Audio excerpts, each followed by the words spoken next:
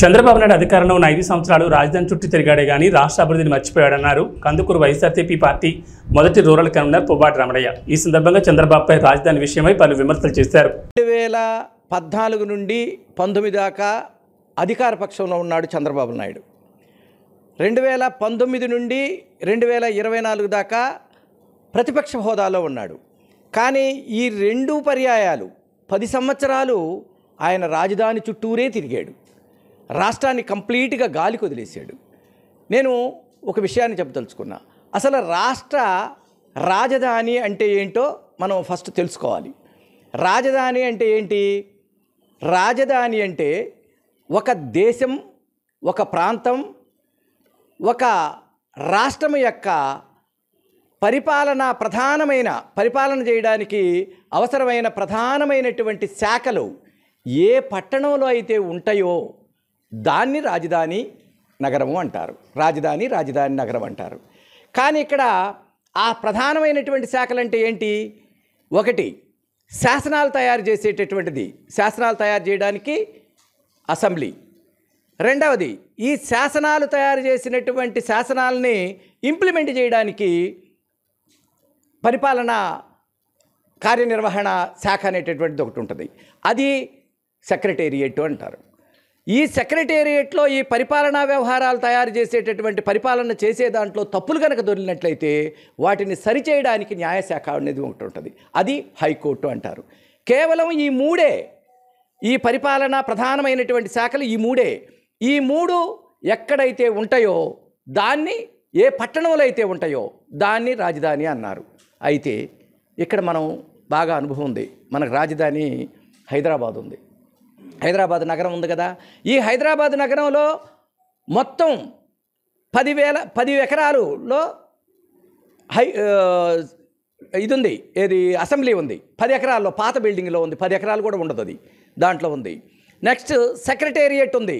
ఈ మధ్యలో కొత్తగా కట్టారు. 10 లక్షల చదరపు అడుగుల్లో కొత్తది కట్టారు. అది ఎంత? 1000 కోట్ల రూపాయలతోటి కట్టారు. అది ఎంత? 27 ఎకరాల 90 సెంట్లో కట్టారు.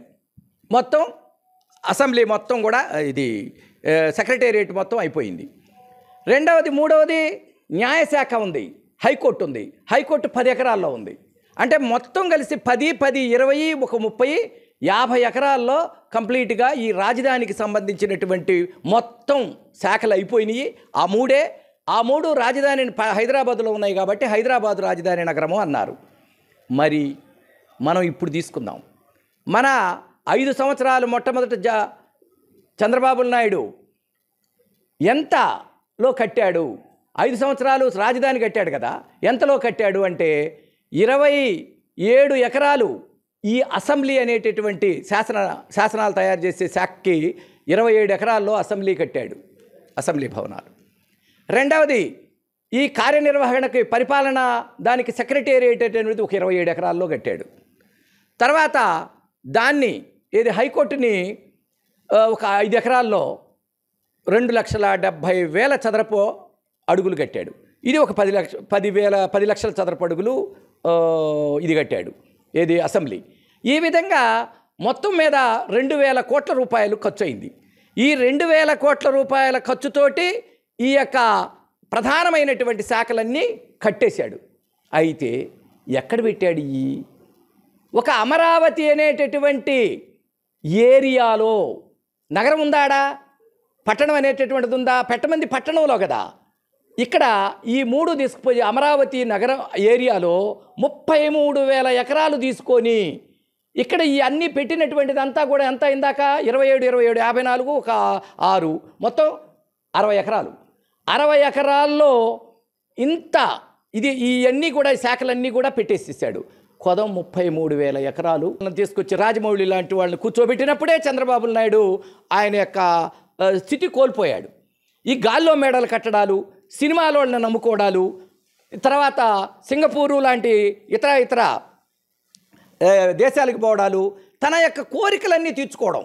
అంటే అద్భుతమైనటువంటి రాజధానిని చూసి ప్రపంచంలో నేను బ్రహ్మాండమైనటువంటి రాజధాని కట్టాను, ఆనాడు రాజులు కట్టినట్టుగా నేను కట్టాను అనేటటువంటి పేరు ప్రతిష్టల కోసం తన సొంత ఇమేజ్ని డెవలప్ చేసుకోవడం కోసం ఈ విధంగా రాజధాని పేరిట ఆ సర్వనాశనం అయినటువంటిది అయిపోయింది. అంటే ఇతర రాష్ట్రం అంతా వదిలేశాడు కదా, అభివృద్ధి అంతా వదిలేశాడు కదా, ప్రాజెక్టులు పరిశ్రమలు మొత్తం వదిలేశాడు. కంప్లీట్గా దాని చుట్టూరే తిరిగింది. మొదట 5 సంవత్సరాలు దాని చుట్టూరే తిరిగింది. నెక్స్ట్ రెండవసారి జగన్మోహన్ రెడ్డి వస్తే జగన్మోహన్ రెడ్డిని అభివృద్ధి జరగకుండా ప్రతిదానికి ఆటంకం పరుస్తూ, ప్రతిదానికి అడ్డం పోతూ, ఎన్నో ధర్నాలు చేస్తూ, రాజధాని పేరు మీద ధర్నాలు చేస్తూ, రకరకాల ఇబ్బందులు పెడుతూ, ఆ 5 సంవత్సరాలు రాజధాని, ఈ 5 సంవత్సరాలు రాజధాని. కాబట్టి రాజధాని చరిత్ర, రాజధాని చుట్టూరే ఆయన తిరిగి మొత్తం మీద రాజధానికి ఎన్ని ఎకరాలు? 33,000 ఎకరాలు. అది జస్ట్ రియల్ ఎస్టేట్ బిజినెస్. అది ఆయనే కాదు, మురళీమోహన్ తీసుకొనైనా లేదా 29 రాష్ట్రాలలో ఏ రాష్ట్రంలో కూడా స్వాతంత్రం వచ్చిన కాడి నుంచి ఇప్పటి వరకు ఎవరైనా నా భూమి తీసుకుంటే నేను చచ్చిపోతాను, నా భూమిని నాకు వదలండి, అంతేగాని ఈ భూమిని తీసుకుంటే నేను ఆత్మహత్య చేసుకుంటానన్న రైతులు ఎక్కడన్నా కనిపించారేమో కానీ నా భూమి మీరు తీసుకోకపోతే చచ్చిపోతామన్నటువంటి విషయము ఈ ఒక్క ఆంధ్ర రాష్ట్రంలో చంద్రబాబు నాయుడు టైంలో చంద్రబాబు నాయుడు పరిపాలన కిందనే కనిపిస్తున్నారు, ఈ రాష్ట్రంలోనే కనిపిస్తున్నారు. అంటే ఏంది? రైతుల్ని అంత పెద్ద మోసం చేశాడు, అంత ఆలోచన కల్పించాడు. మీకు పెద్ద లాభాలు వస్తాయి, మీరు పెద్ద కోటీశ్వరులు అయిపోతారు, మీకు మంచి లాభాలు వస్తాయని చూపించాడు. రాష్ట్ర ఖజానంతా దోచిపెట్టి ఇక్కడ నగరాలు సృష్టించి రియల్ ఎస్టేట్ అనేటటువంటిది చేసి ఆ చుట్టూరు తన సొంత మనుషులుకి పొలాలు కొనుక్కొని స్థలాలు కొనుక్కొని వాళ్ళందరూ డెవలప్ అయిపోతారు. అంటే రాష్ట్ర ఖజానా మాత్రం ఈ డెవలప్మెంట్కి పెడతాడు, అటు రైతులు బాగుపడతారు, ఇటు డెవలప్మెంట్ అవుతుంది, చుట్టూరు ఉండేటటువంటి మనం కొనుక్కున్నాం కాబట్టి ఇది డెవలప్ అవుతుంది. ఇలాంటి దుర్మార్గమైనటువంటి ఆలోచనలు కలిగినటువంటి చంద్రబాబుని రేపు సార్వత్రిక ఎన్నికల్లో మనం తెచ్చుకోవడం అవసరమా? మన డెవలప్మెంట్ కదా ముఖ్యం. ఇక్కడ ఉంది డెవలప్మెంట్ లేదా? చుట్టూరు రాజధాని చుట్టూరు తిరగకపోతే తిరుపతి కాడి నుంచి వైజాగ్ దాకా ఎన్ని పట్టణాలు లేవు? ఏదో ఒక పట్టణంలో పెట్టొచ్చు కదా. ఏ పట్టణంలో పెడితే కొట్టారు? ఒక పట్టణంలో ఈ 3 శాఖలు 1,000 కోట్లు 2,000 కోట్లు ఖర్చు పెట్టి ఆ పట్టణంలో కనుక ఈ 3 కనుక హైకోర్టు, అసెంబ్లీ, సెక్రటేరియట్ పెట్టేస్తే సరిపోద్ది కదా. కానీ అవి పెడితే ఈజీగా అయిపోయేది. ఇప్పుడు అంటారు కొంతమంది మేధావులు అంటారు, బాధేస్తుంది, అప్పుడప్పుడు బాధేస్తుంది. తల్లి లేని బిడ్డ అయిపోయింది, తల్లిదండ్రులు లేని అనాథ అయిపోయింది ఆంధ్ర రాష్ట్రం, రాజధాని కూడా లేని పరిస్థితి అయిపోయింది. ఇతర పెద్ద మేధావులు ఇతర రాష్ట్ర దేశాల్లో ఉండేటటువంటి ఎన్ఆర్ఐలు అంటున్నారు ఆ పదాలు. తల్లి లేని బిడ్డ అయిందా? మనకి అసెంబ్లీ లేదా? మనకి సెక్రటేరియట్ లేదా? మనకి హైకోర్టు లేదా? రాజధానికి కావాల్సిన ఈ 3 కదా. ఒక కొత్త నగరం అనేది సృష్టించలేదు. నగరం సృష్టించకపోతేనే తల్లి లేని బిడ్డ అయిపోద్దా? దీనికి సంబంధించి నేనేమంటున్నానంటే అభివృద్ధి అనేటటువంటిది ఎన్నో ఉన్నాయి. జగన్ అన్న ఉన్నాడు, రాజధానినే ఎక్కడ పట్టణం ఉంటే అక్కడ పెడదాం అనుకుంటున్నాడు. అక్కడ పెడితే బాగున్నాడు. ఇక్కడ కూడా తీసేయలేదు కదా, అక్కడ కూడా ఉంటుంది. ఇంకా ఏమైనా వీటిల్లో కొన్ని అవసరం అయితే వేరే వేరే పట్టణాల్లో పెట్టి దాని అభివృద్ధి చేద్దాము, ఆడ కూడా డెవలప్ అవుతుందని ఆలోచిస్తున్నాడు. కాకపోతే ఆడే ఉంటుంది, 3 ఆడనే ఉంటాయి. కానీ ఈ పోర్టుల విషయం చూడాలి. సముద్ర తీరం 974 కిలోమీటర్లు ఉంది. అక్కడ పోర్టులు ఎన్ని పెట్టొచ్చు, అక్కడ పరిశ్రమలు ఎన్ని పెట్టొచ్చు, పరిశ్రమల ద్వారా ఎంతమందికి యువతకు ఉద్యోగాలు కల్పించవచ్చు అని అవి ఆలోచించాలి. ప్రాజెక్టులు కట్టాలి. ప్రాజెక్టులు కడితే ఎన్ని వేల ఎకరాలకి నీళ్ళు ఇవ్వచ్చు, ఎంతమందికి హెల్ప్ చేయొచ్చు, ఈ ఇబ్బంది పడుతున్నటువంటి ఈ వలస కూలీలందరినీ ఎంతవరకు ఆపొచ్చు.